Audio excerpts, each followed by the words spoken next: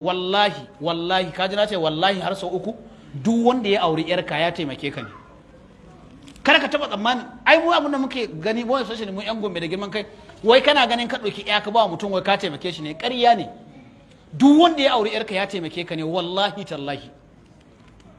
Baka ga yarka a gida ba daga ta yi aure sai ya ganta so plumpy so smooth ta dan shining, da duk abincin da kake bata me yasa bata yi kiban ta yi shining ba, saboda yanzu wanda ka aure mata akwai wani madaran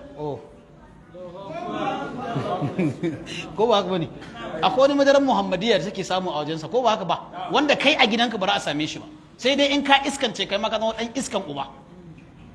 To kuma akwai nutsuwan da namiji yake bata. Baka je Ibnul Qayyim yace duk wanda ya shigo gida matarsa kiss sau 7 to sun yi ban kwana da hawan jini. Wallahi duk mai matarsa kiss sau 7 inji Ibnul Qayyim kai yau kai sai dai ka je ana hawan jini amma banda kai.